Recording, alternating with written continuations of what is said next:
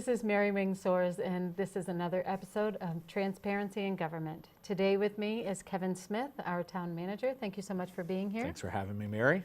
I'm excited. We just had our wonderful town deliberative session. 23 articles 23 on the articles. ballot for March 13th. There's quite a few. Yes. A lot of familiar ones that people by now should have gotten used to seeing that are on there every year.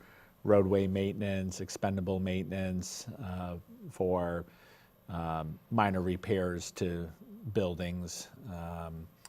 There's the GIS warrant article. Fire equipment, fire vehicles, police outside details. These are all the ones that show up that are reoccurring annually. But obviously we have some ones that, some bigger ticketed items that are on the ballot this year. Two of them relating to the fire department. Of course, there's the fire department central fire renovation project. And this has gone through like 2 years of iterations, hasn't it? It has. Well, last year we appropriated money and the voters passed it to do a architectural feasibility study of renovating the current fire station where it is, as opposed to purchasing land on another site and building something from scratch. And what we found out that it was feasible, will cost us less money to do this renovation. And so the price tag is $6.4 million. And so we're going to be looking to bond that, and by doing so, it needs a 3/5 majority. But as I explained Saturday morning at the deliberative session, the current station, it's outlived its usefulness. Sure. It Well, it outlived its usefulness a couple of years ago. It did, yeah, it did. I mean, it was built in 1978, largely by volunteers and the fire department employees at the time. And back at that time, the call volume for the year annually, I looked it up in the 1978 annual report, was 370 calls for the entire year. Well, and how many people lived here in 1970? A little under 10,000. Right. Yeah, a little under 10,000. So 370 calls for the year. The call volume just in January alone for this year was 374. Wow. And that also, incidentally, is the largest call volume, monthly call volume we've had to date at the fire department. But obviously, you know, and we're now 26,000 roughly in counting. So it's been a good run for this central fire station.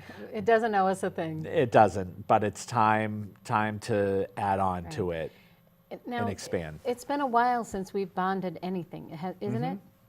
Yeah, it has. The last bond was probably early mid-2000s when we did the town hall and police department. Those are really the last big bonding projects that we had, and those are set to come off the books in the early 2020s. I think around 2022, those come off the books, as well as some open space bonds we had done as well at that time. We consolidated all of them to get a better interest rate, and like I said, they'll all be coming off the books at the same time, which is great timing, because if this passes, the first fiscal year 19 won't have any tax impact. There's a very insignificant tax impact in fiscal year 20. 21 is when you start seeing the first real impact from it. It's about 13 cents on today's current rate. But then right after that, we take a whole lot of debt off the books, and so there's almost they almost offset one another. Right. So we feel like the timing is pretty good on this particular bond. So if it passes on March 13th, Yep. when everybody that's watching this comes out to vote, Yeah. when would they start construction? Right after July. Okay. If So July it 1st. passes, they'll start immediately doing the engineering plans for it, and then right after July 1, when the new fiscal year starts, you'll start seeing construction this year. And it's, I think what they've come up with for a design, it suits the needs of the fire department today, but also well into the future as well. We anticipate, look, we're not going to shrink anytime soon. Sure. As a community. We're only growing. And so we have to anticipate that there'll be additional staff in the years ahead, additional, firemen, firewomen on staff. We do have a great fleet of apparatus and trucks right now because of the leasing program we've been doing. And so I don't anticipate many new fire truck needs anytime in the near future. But nonetheless, we want to keep up with, the current fleet that we do have. So that requires additional bays than what we currently have at the Central Fire Department. And that really is the bulk of the expansion, is expanding the bay area, but also the training area as well for our firefighters. And anyone who wants to get a good look at the current station, look at what we're proposing, there is a website. It's Londonderry Fire Reno, RENO. .com, I believe. But it's also linked directly from the front page of the town. It is. Go on the town website, londonderrynh.org, click on the link there and bring you right to that website. Which is probably the easier, way for people to get there. Probably is, Mary. More people go to that site right. than will remember the web other, address. Right. Yeah. So, Yeah. And I was very pleased to see that it was prominent on there because this is long past its time. And I'm hoping that it will pass. It didn't pass by a very small amount. Wasn't there something that, oh no, that was the communication. That was the communication, which right. is the other big ticket item. So and that is another item that was on the ballot last year, that's on again this year, is upgrading the communication system in town for police, fire, and public works. Right, so this is a consortium of three groups. Right. That we're working to. That's right. Yeah. And unlike last year, where it was financed through a variety of ways, we had used undesignated fund balance, we had a leasing option on it, we also had bonding attached to it. It almost passed. I think it lost by 15 or 16 votes very short last year. And again, it got a majority, but it needed the 3/5 because of the bonding. This year, there's no bonding involved, there's no leasing involved, it's all being paid for through the undesignated fund balance. We had a banner year with surpluses that came in, and that's a way of, because I hope people understand and appreciate that when we have budget surpluses, whether it be through under appropriations, under expenditures, or through revenues being higher than what we estimate, it goes into a surplus account, but now we're using those monies, because the taxpayers will say, well, that's money that I paid, and they're right, that is money that they paid. But now we're taking those monies, using it for warrant articles in the next year, like this communications one, so that we don't have to raise taxes on those items. So it's, yes, people already paid it through their taxes, we're taking their tax money and saying, okay, we're putting it toward these items, so that we're not asking you for taxes again, we're using it to offset the taxes. Right. So if it doesn't pass, though, that money just stays in the undesignated fund balance. It does. It doesn't. It's not like it's going to be a bonus back to the taxpayer. So, you've already appropriated that money. You've already given that money to the town, and the town is making this recommendation that this is the best way to use it. So, we should use it.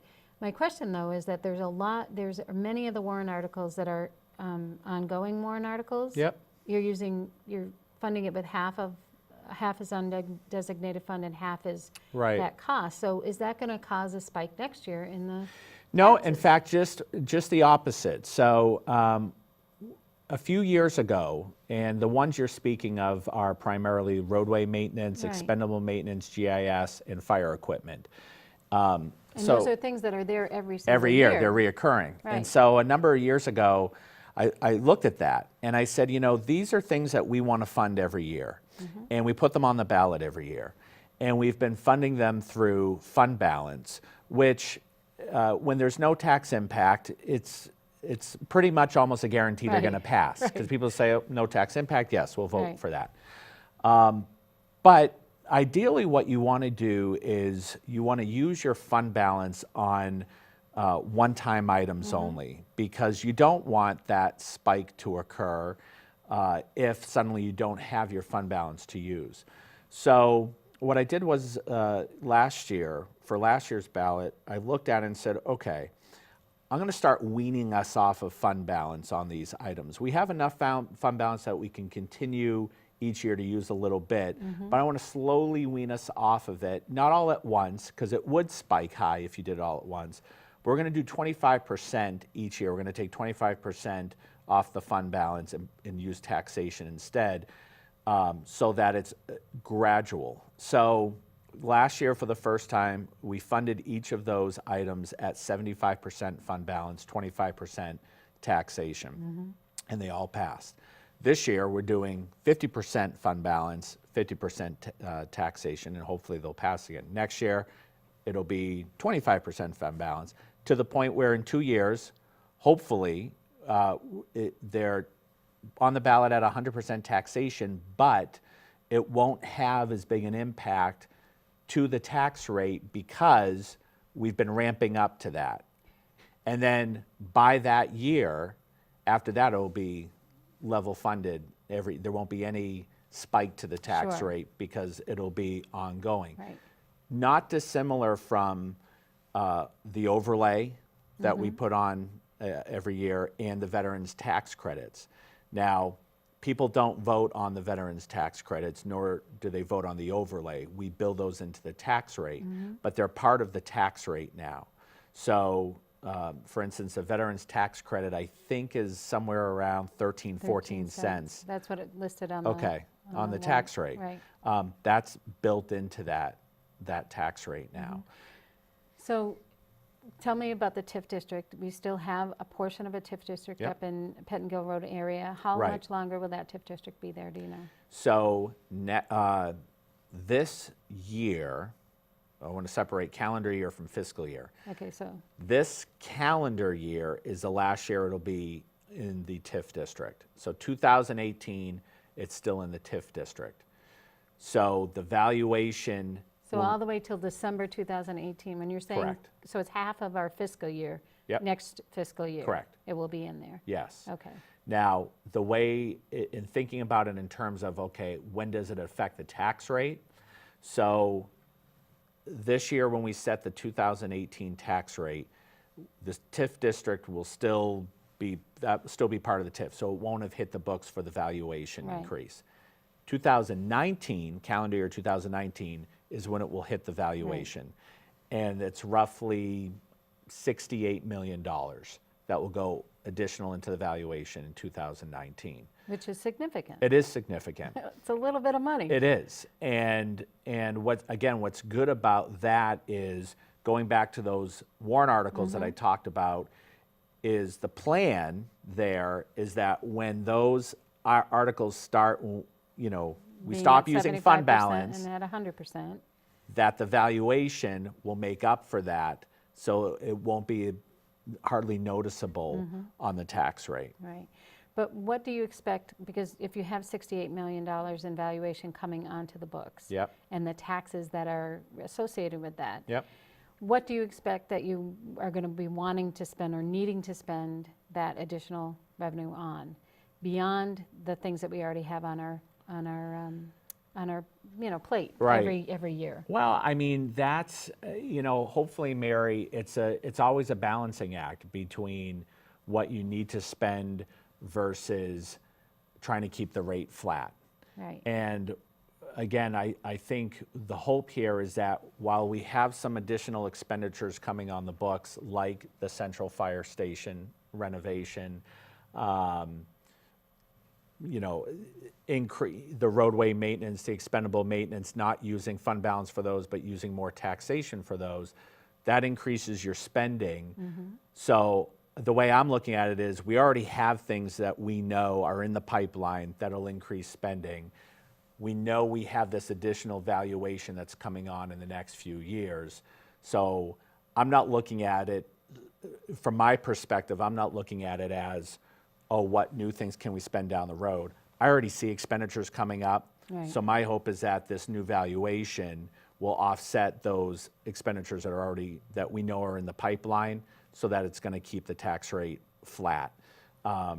And then, the last few years, I would say the last 5 years, the town tax rate had gone down, which meant that basically because revenues were increasing, valuation was increasing at a faster pace than our spending was increasing.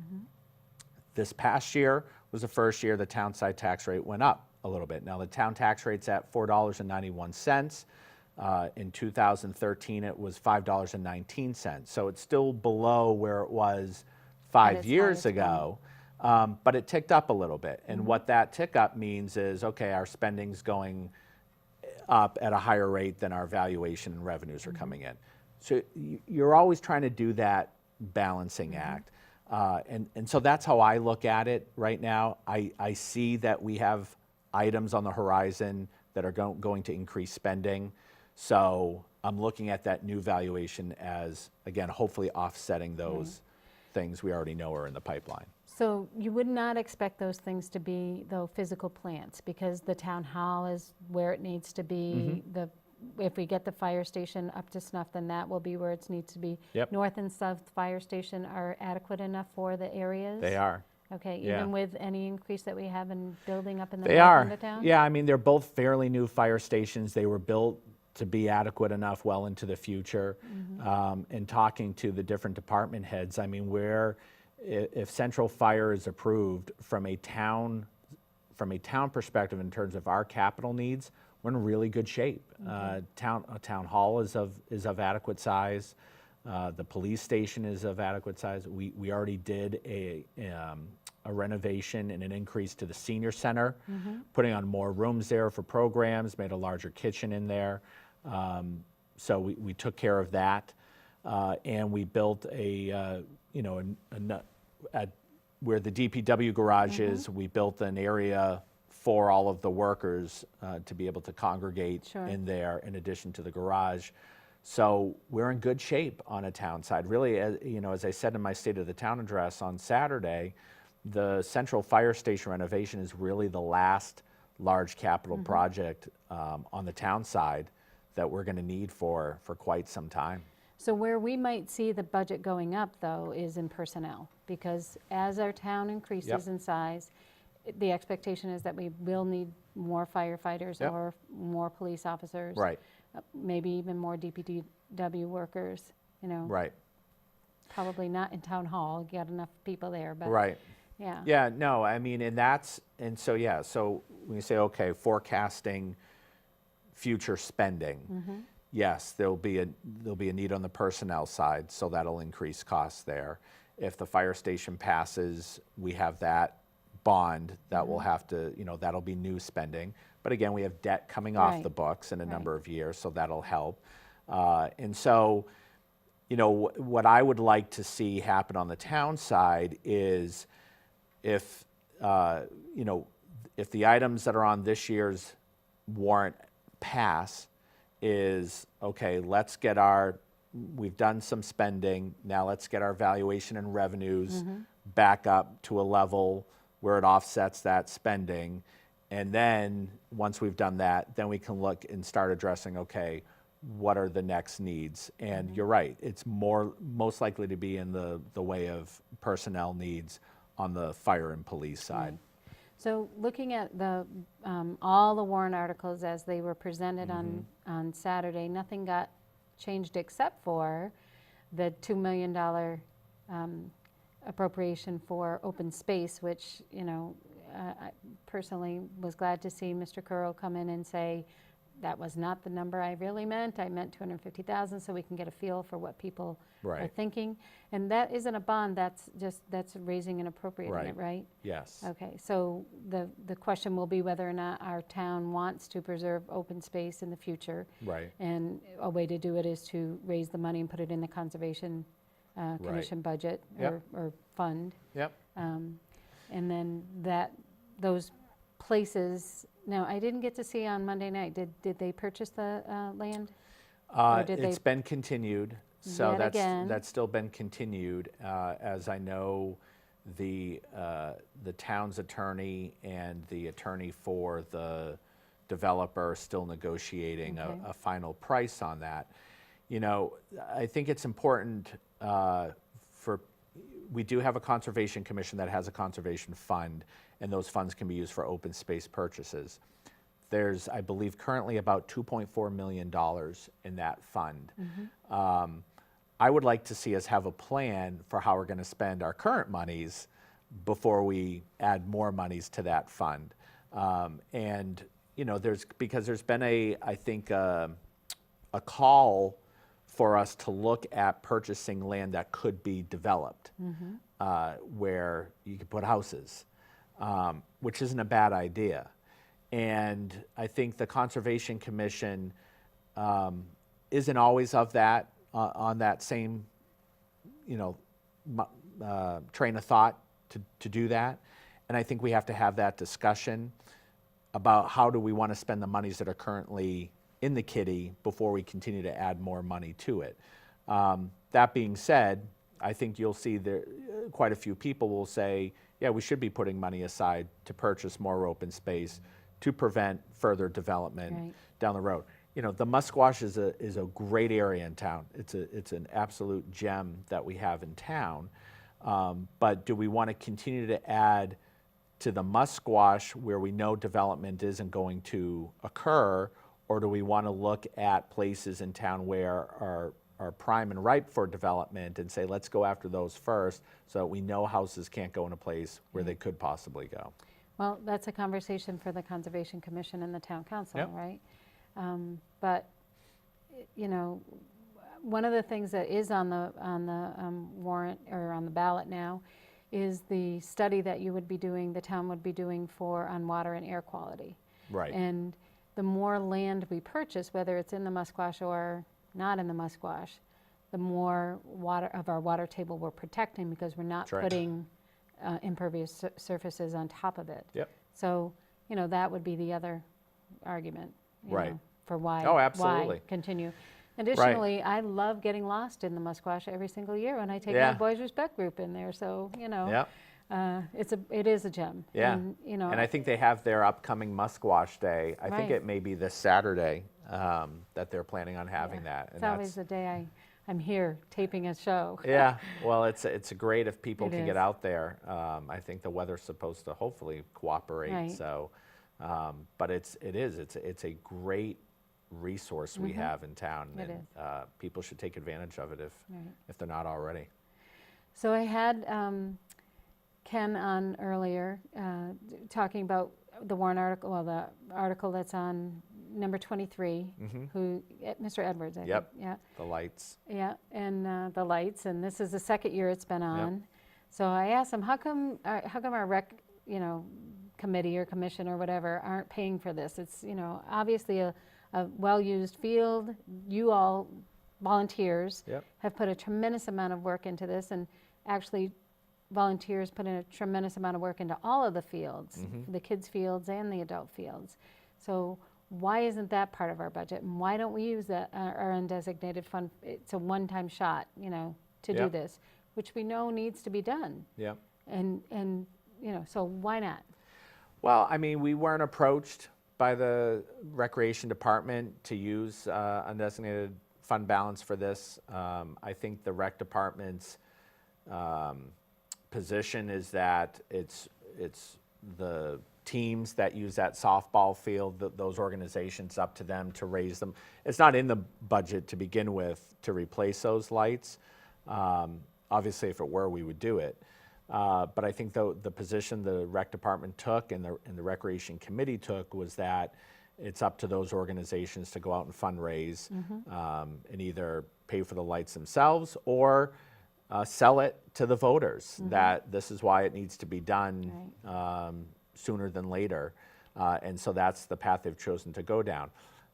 If you look at LAFA, if you look at travel and recreation soccer, they do a lot of their own fundraising, and so they're often replacing a lot of the equipment at those different, you know, various fields. And so I think that was the position of the Recreation Commission was, well, they could go out and fundraise and try to do it themselves, but you know, let's see if the voters. Well, and I have to tell you that he said, you know, the budget that is there is used to maintain the fields, and that it is done wonderfully. I mean, he had nothing but great things to say about Yeah. how the town takes care of those fields. So And that's primarily is a gentleman named Sid. And Sid is Sid's the man, huh? Sid's the man. Yeah.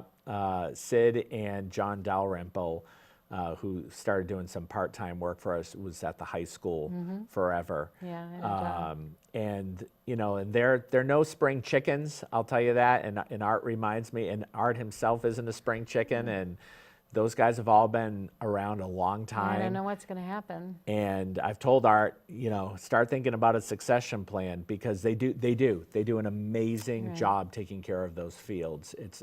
It's incredible what they do with the limited resources that they have. But you know, they're not going to stick around forever to keep taking care of the fields. So those are going to be some voids we need to fill. Right. Yeah, no question. So I know it's on the town side, but I'm sure you're looking forward to having the bleachers replaced at the, I mean, the school side, Yeah. at the field. I'm hoping so. I'm going to vote for Right. it. You know, yeah, those bleachers are a quick, funny story. I met my wife Oh, on the bleachers? in those bleachers. Not the way I wanted to. Our brothers were both playing football at the time. We were in junior high, I think. They were playing on the high school team. And I went to watch my brother, and I was walking in the bleachers with my mom, and my foot slipped through, you know, because they're not, you can go They're not right through flush, them. They're right. not flush. So my foot slipped through, and I fell, you know, halfway in between the bleachers and scraped my leg. Ooh. Was crying, and I turned around, and there's my future wife, who I didn't know, staring at me like, you know, who's this klutz that just fell through the bleachers crying. It was love at first sight. Who are you It kidding? was. And so actually I brought her, when I proposed to her, that's where I brought her, Oh, wow. was What to a the great bleachers. story. Yes. So you're going to get that one panel, right? I when know, they I really, replace now it? that I'm thinking about it, I might gotta need put to that in your I backyard. might need to get a piece of the old Yeah, bleachers. yeah. But I bring that story up because, Mary, that's how long those Right, bleachers have been there. Right. How long have you been married? Well, since middle school, you're saying. Since middle school is, Right. yeah. You That's know, a long time. It is. Yeah. So, and Wow. they're in rough shape, those Yeah. bleachers. Yeah, they are. I They're mean, rusted, they're, I'm frightened every time I'm up on those bleachers, especially when the seniors are on Yeah. them and they're jumping Yeah. and excited. And I know they're safe at this point today, Yeah. but they are maintained, you know, and it's just not worth maintaining them yeah. any longer. No, you know. and they've been there a long Right, time. they have. You know, So that's one it of is those things. time. Again, much like when the press box was replaced as well. You know, we used to joke that the press box was hurricane proof because every time there was a gust of wind, it would all shift with it. You know, it would all go this way and that way. You're not still shifting, huh? No, but I mean that press box was, you know, built in the 80s, the mid 80s. It's Right. probably how old those bleachers are. Right. Yeah. So hopefully the voters will see the need for that. All right. Yeah. So is there anything on the ballot that we haven't discussed that you wanted to bring up for this? That I wanted to bring up? No, I mean, it's, you know, our budget, the operating budget is actually less than last year's approved operating budget, which is, you know, good news. Right. And your default and your operating budget are the same. They're the same. Yeah. Right. So nobody has a choice there. No, they don't. It's one or the You know, other. you can look at that a couple of ways, but Right. you know, the default sets the parameters, Right. and when we were going through it, it worked out. worked out this year that they're Mm-hmm. both the same. And yeah, I'm trying to think if there's anything else on this warrant. There are, as you mentioned, there's 23 articles, so Right. it's going to take So people a plan your while morning. Yeah. to get through it. Right. And certainly, you know, and we have a sample one that's up on the website. If people have questions about it, you know, one of the questions that I always get a phone call about every year is there's a tax impact attached to each article. And I always tell people, think about it as if you're building the tax rate from zero, not the current rate. Because people will go, I see the tax impact for the budget's $4.90. Does that mean my taxes are going up by $4.90? Or I say, no, Yeah. no. It's, you start at zero Right. and you're building it up from zero. And even with everything that's passing, Yep. how high is it? It's 5 something, right? It is is. it higher than that? I don't know because with the warrant article that Mr. Curro had done the Oh, he petition. changed it, right? He changed it, so that lessened the tax impact significantly, from 2 million to 250,000. Right, It's $5 and something cents. And again, that's an estimate Right. based on what we think revenues will be, based on what we think the valuation will be. Those two variables, I always tell people there's three variables that make up the tax rate: your appropriations, your revenues, and your valuation. The only thing we know in March are the appropriations. right. The revenues come in the fall, the valuation comes in the fall, and those things always, impact what the actual rate will be set And at. that's why it's so difficult to set a budget, because you have to estimate, you have to imagine what it's going to be in the fall. On the school side, it's the same thing. Yep. They have no idea what they're going to get from the state. Right. And they have to just Right. hope, that we get what we expect. Yep. So, And we always budget conservatively, because we'd rather, if we're going to be wrong, we want to be wrong in the right direction. Sure. And so sometimes people say, well, how come you keep estimating your revenues so low? Well, we've had some really good years on the, as far as building permits go, car registrations. At some point, it's going to level off, Right. and they're not going to be how they are right now. Right. And so we're planning for that. And that's why we always estimate a little, conservatively, because if it comes in higher, that's great. It's when it comes in lower right. that you find you get yourself into trouble. Well, when you think about McGregor Cut and how many cars it's going to put into our town. Yep. I'm just kidding. Yeah, most of the car registrations, a lot of it's been due to the increased rentals from the airport. Right, right. I mean, and that's a boon. That Yep. is really nice that we have that. It is. Yeah. It's wonderful. Right. Yep. Because that's not necessarily a car that's on our roads. Right. So that's cool. Yep. I know there was something else that I wanted to ask you, and it just went out of my head. It had to do with what we were just talking about, which was valuations, and it's gone. Oh. It's too bad. Well, if you think of Yeah. it, Mary, Senior you can moment here. ask me on the next show, right? Yeah, right. Yeah. Actually, since the last show, it's what it had to do with. And last show we were talking about something that was going to happen. Oh, Amazon. Since the Yes. last show, Amazon made their decision not They to did. come to Londonderry. Right. However, it raised Londonderry's profile tremendously, didn't it? It did.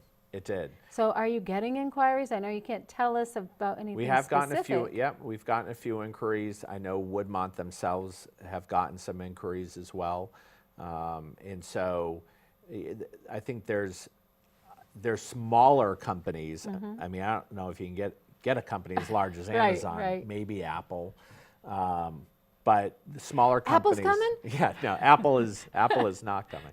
But smaller companies that are looking at that area to locate, which is very exciting. Yeah. To know that they're looking in this area, and that they want to locate their business here, put jobs here. And so I think you're going to see some pretty exciting stuff over the next year or so start to develop over there. And what has been helpful to this town is that the commercial is what's coming in first, Right. not the residential. Right. So we have time, as far as the school is concerned, as far as the police and the fire are concerned, Right. to wait for our revenues to increase Yep. a little bit before we have to add those things to Right. our budgets. And Woodmont's phase plan it's been very deliberate, and it's been, there may have been some people who thought there was going to be a lot coming at once. That's not the case. There's going to be stuff that is going to start being built on the commercial side this summer, but they're doing a little bit at a time. So Right. it gives us time to ramp Right. up and catch up and not have everything come at once. Right. Do you know how much the Michael's Way is being used now? Do they have any numbers yet? I have not seen any numbers, but I'm told they are doing traffic counts now to see how much traffic has been diverted off of Gilcrest Right. Road and onto Michael's Way. And do you know, and this might be a question for Janos or for the state, Yeah. not you, but do you have any idea when that light that's on Pillsbury will be taken off so that people You know, will we have to get across the Yeah. bridge? Do you know when the bridge is supposed to be complete? Well, the bridge is supposed to be complete, I believe, by Q1 of 19. So that's another 6 months, really. Yeah, it's, Oh, well, no, no, that's a Q1 year. 19, yeah. The good news, but that doesn't mean the light's going to be on there the entire time. The good news is that, because they weren't going to work on it over the winter, and they were just going to open it back up over the winter time, but that was actually going to delay them even further from completing it. So we're dealing with the pain right now of having to deal with that light, and I know it's a pain. Right. It is. Well, people aren't realizing they have to move up to the line. Right. But the whole reason they have that is because they've been working on that bridge all over the winter, which means they're going to complete it a lot sooner, which means they're going to get rid of that light a lot sooner. They still got a lot of work to do. It's hard working in the winter Sure, conditions. of course it is. It's just, It's you know, freezing. as soon as the nice weather starts to settle in and the ground begins to thaw, you're going to see things, I More think, quickly. work get done pretty quickly. And I know this is a question I'm going to ask you, so you can help me remember in the spring when we do have warmer weather. Yep. What the state is going to do about 102 and the less than stellar job that was done paving 102. Yeah, so I had a meeting with them, gosh, I want to say it was in November or December, about that. The state contracted with a company to do all of that paving, and the name of the company is escaping me right at it wasn't Continental. It wasn't Continental. Because we know the quality of Continental's We work. do, and it's another company that's a fairly large, paving company. I expressed my extreme displeasure over how that whole job was done, the unevenness of the road, just the lines not being, and the state completely agreed. The state was not happy at all.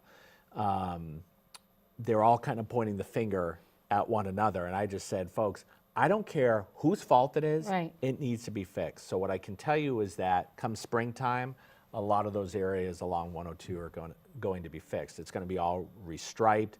They're going to smooth out some of the areas that are uneven on the pavement.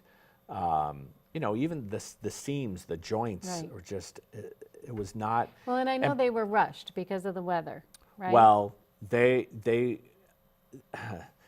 contracting company was blaming it on DOT, saying that DOT was delayed in awarding the contract, which gave them a later start. Because if you remember, Mary, they were paving that in like late October. Right. It's too cold at that point. Right. I mean, that's about, you talk to Janos. Janos will give you a whole explanation on why you can't pave in cold weather, because it doesn't work. Right, it doesn't settle properly. It doesn't settle properly. It doesn't fit up when you're doing multiple areas and you try to get them to match up. It doesn't work in cold weather. Yeah. So they did it too late, but they were blaming that on DOT. Like I said, I told them I don't care who's to blame. You got to fix it. And when from Garden Lane, I guess, not Garden Lane, Garden Lane to the dairy line, when is that going to be done? Well, so from Garden, the intersection, that's all Woodmont. And so that should be done this summer, there'll be lanes added there on 102, Garden Lane, Gilcrest, and Woodmont will take care of all of that through probably Continental will end up doing that work. They're still in the final design phases with the state. But then from the exit 4 ramp down to the dairy line, that's all, most of that should be substantially completed at the end of this year, because the whole widening of I-93, including the bridge going over 102, is expected to be done in 2019. Okay. Yep. And so that will also be like who will do from Garden Lane to the exit to or the entrance from 93 to 102? Well, because that's all horrible. Right. The improvements to the intersection associated with Woodmont will be done Right, but that's just the intersection. How far up do they have to go? How far? Not very far, it's Right. just the intersection. So whoever DOT is contracting with will We'll do the rest. Yeah. Okay, and It's that probably expectation oddly, is- it looks like it's been oddly that's been out there. Okay, so then the expectation is the end of 2018. Yes. Okay, so Yeah. the end of this year. Yeah. Okay, good. Yeah. All right. Yeah. Well, Kevin, thanks so much for You're coming. welcome. Thanks This again is- for having me. yeah, this We'll is- do it again soon. Been another episode of Transparency in Government, and we'll see you after the elections. Please get out to vote on March 13th. The polls are open from 7 a.m. till 7 p.m. 8. 8 p.m. Yep. Sorry, 8 p.m. And, no lines, no waiting. Come on out and vote.